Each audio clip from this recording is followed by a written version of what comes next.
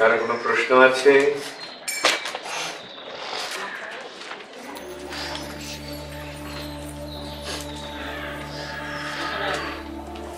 বলেছেন যে অন্নরন্ধ পথে দিয়া হিন্দি মাঝে প্রবেশিয়া পরিষয়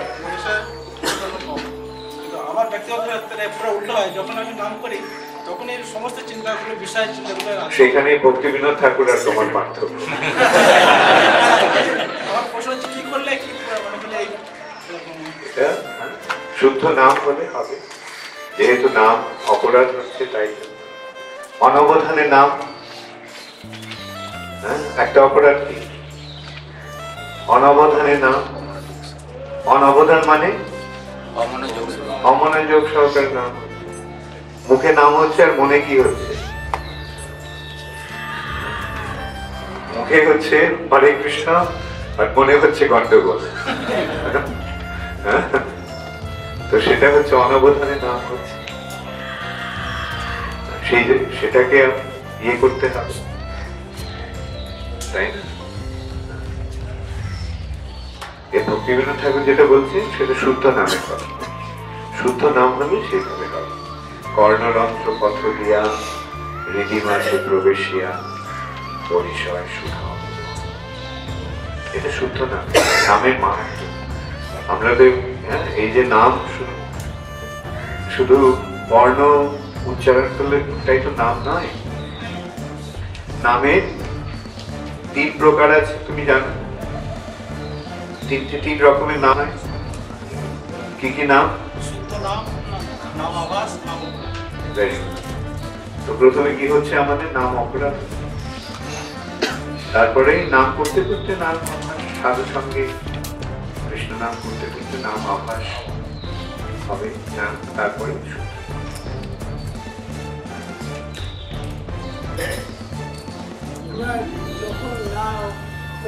নাম করে তখন অনেক কিছু কাজকর্ম প্ল্যান বেশি যায়, ওই সময় যেন অন্য সময় ভুলে যায়, কিন্তু ওই সময় এসে যায় এই কাজটা করতে হবে।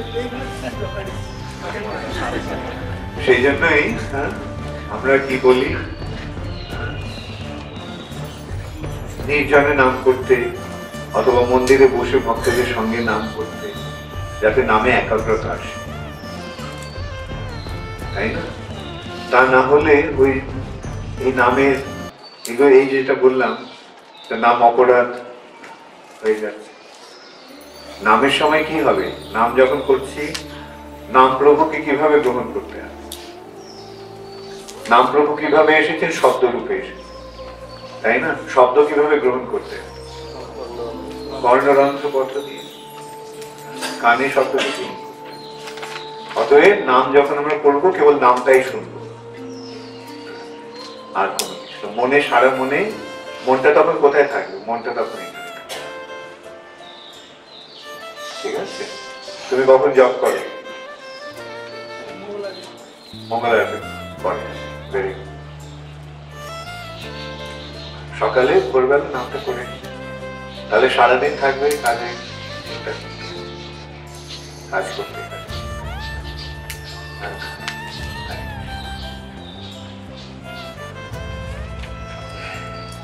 মনে জব করলে যে মনোযোগ সহকারে জব করলে অপরাধ হয় না, জবের সময় অমনোযোগী মন, এটা কেন? মনটা অমনোযোগী হয়ে যাচ্ছে কেন? মনটা নামে নেই বলে তোমার এই জন্য যে বলা হচ্ছে যে অনবধানে নামটা, অবধান বন্ধময়ী সাবধান, সব অবধান। অর্থাৎ যখন আমরা নাম করছি তখন এই নামের মধ্যেই যেন আমাদের মনটা নিগত, এটাই চাই। তা না হলে যেটা হচ্ছে স্বাভাবিক, এটা মনটা নানা বিষয়ের দিকে যাবে।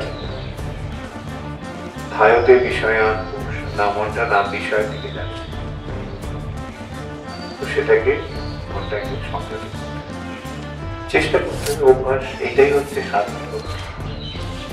একদিনই তো সিদ্ধি লাভ হবে না, ওই চেষ্টা করতে করতে করতে করতে তারপরে একসঙ্গে সাধনের মাধ্যমে সিদ্ধি লাভ।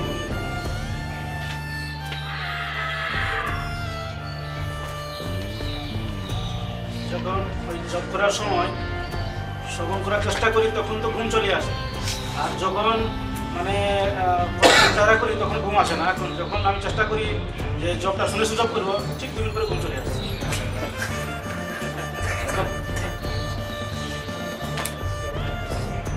যখন ঘুম পেয়ে যায় তখন দাঁড়িয়ে দাঁড়িয়ে জব এই দাঁড়িয়ে দাঁড়িয়ে ঘুমাতে পারে। হ্যাঁ, যে দাঁড়িয়ে দাঁড়িয়ে যে ঘুম পায় তাহলে হাঁটতে হাঁটতে জব করে।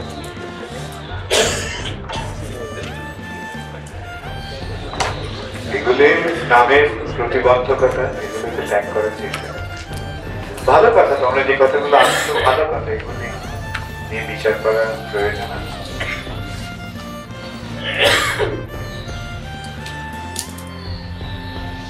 আমাদের কিছু কিছু ইন্দ্রিয় আছে যা আমরা ইচ্ছা করলে বন্ধ করতে পারি, যেমন আমাদের চোখ, নাক, মুখ, কিন্তু মনের উপর আমাদের কোনো হাত নেই। আমরা চাই না এগুলো চিন্তা করতে, কিন্তু তারপরেও আসছে। সেই জন্য অবস্থায় কি করতে পারি?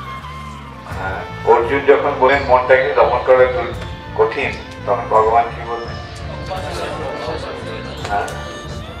অভ্যাসেন তু কৌন্তেয়া বৈরাগ্য। আর সেই মনটাকে কি করতে হবে? মনা ভাব, মনটা দিয়ে কৃষ্ণের চিন্তা করতে হবে, তাদের কোনো অসুবিধা নেই। মনটা নিয়ে যদি কৃষ্ণের চিন্তা করো তাদের কোনো অসুবিধা নেই।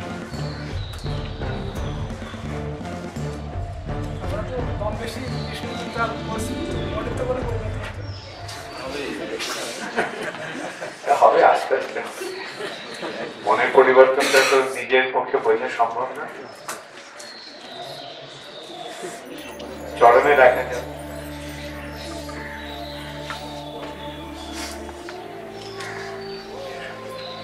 সময় সেবার পরিপ্রেক্ষিতে মন উদ্বিগ্ন হয়, সেই উদ্বেগটা কি জড়জাগতিক আসক্তিজনিত কারণে, না সেবার যখন উদ্বেগটা এটা আধ্যাত্মিক গুণ রয়েছে? দেখো, ভগবত ভক্তির পথ অবলম্বন করলে তখন ভগবানেরই কৃপার আশ্রয় লাভ।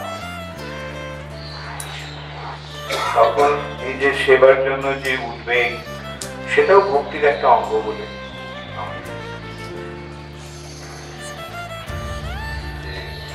এই যে উৎকণ্ঠা, উদ্বেগ, এগুলো চিৎ জগতেও আছে। যেমন নন্দ মহারাজের মা যশোদার উদ্বেগ, কৃষ্ণ খাচ্ছে না, সুতরাং কৃষ্ণের তার উদ্বেগ যে কি হবে, কৃষ্ণের মতো শরীর খারাপ। এই যে কৃষ্ণকে নিয়ে যে উদ্বেগ, সেটা চিন্ময়, সেটাই ভক্তি, এবং সেটাই ভক্তির একটা অঙ্গ। এগুলো আসবে, উদ্বেগ আসবে, আসুক, তবে সেটা যেন কৃষ্ণকে নিয়ে বা কৃষ্ণ ভক্তদের নিয়ে। কৃষ্ণ ভক্তদের অসুবিধা হচ্ছে কি করা যায়, কিভাবে কৃষ্ণ ভক্তের সুখ বিধান করা যায়, এই নিয়ে যে উদ্বেগ, সেটা ভক্তির অঙ্গ। যেমন তোমরা ম্যানেজমেন্টে আছো, ম্যানেজমেন্টে কত উদ্বেগ আছে, এটা কি যোগ্য, এটা কি ভৌতিক? ম্যানেজমেন্টে যেটা হচ্ছে এটা কি ভৌতিক ব্যাপার? তাহলে ম্যানেজমেন্ট নিয়ে যে জন্য যে উদ্বেগ, সেটাও ভৌতিক, সেটা হচ্ছে।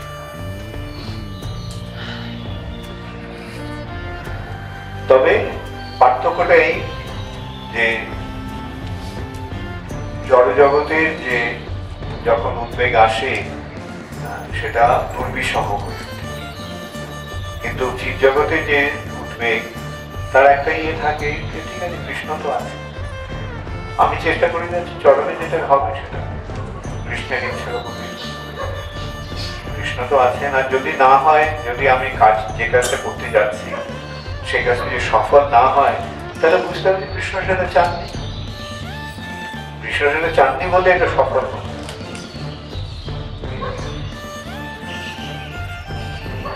এইভাবে আমাদের দেখতে হবে। আর চরণে আমাদের কি আছে? আমরা তো জানি একদিন সবকিছু ছেড়ে চলে যাবে। সুতরাং আমরা না থাকলেও কৃষ্ণ ভক্তির প্রচার, কৃষ্ণ সেবা সব চলতে থাকে।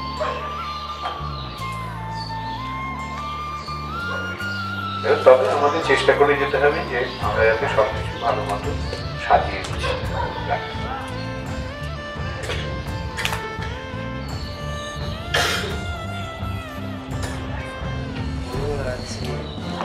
নিত্যানন্দ বলছেন যে তোমরা হরিনাম করো, আমি তোমাদের তাহলে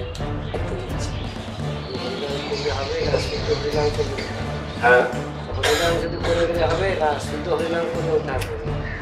হরিনাম করে যা, তারপরে নিত্যানন্দ প্রভুর উপরে ছেড়ে দেয়। যদি মনে হয় শুদ্ধ নাম হচ্ছে না, তাহলে নিত্যানন্দ প্রভুর কাছে প্রার্থনা করো, কি করবো, শুদ্ধ নাম হচ্ছে না, আপনি কৃপা করুন, আপনার কৃপাতেই শুদ্ধ নাম ভগবানের কৃপাতেই আমাদের চেষ্টায় শুদ্ধ, তবুও আমাদের চেষ্টা করে যেতে হবে। আমরা চেষ্টা করবো শুদ্ধ নাম করার, কিন্তু চরমে আমাদের বুঝতে হবে ভগবানের কৃপার প্রভাবেই কেবল আমরা নামের প্রভাব, নাম প্রভুর কৃপাতেই নামে বাড়ায়, নামের আশ্রয়, নামে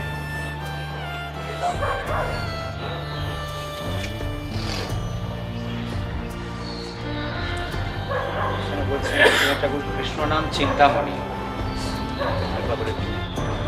চিন্তামণির স্পর্শে সবকিছু পবিত্র বা চিন্ময়ত্ব লাভ করে। চিন্তামণির স্পর্শে সবকিছুই চিন্ময় লাভ। ঠিক তেমনি এই নামের নাম প্রভুর কৃপাতে, নামের সংস্পর্শে, নামের আশ্রয় গ্রহণ করার ফলে আমরাও আমাদের চিন্ময়ত্ব, আত্মার চিন্ময়ত্ব লাভ করি। তাই জন্য কৃষ্ণ নাম সঙ্গে চিন্তামণি, নাম ও চিন্তামণি কৃষ্ণ চৈতন্য রস, চৈতন্য রসে সমস্ত চেতনার যত রস তার মন্ত সদ্গতি হচ্ছে এবং পূর্ণ শুদ্ধ নিত্য মুক্ত অভিজ্ঞতা।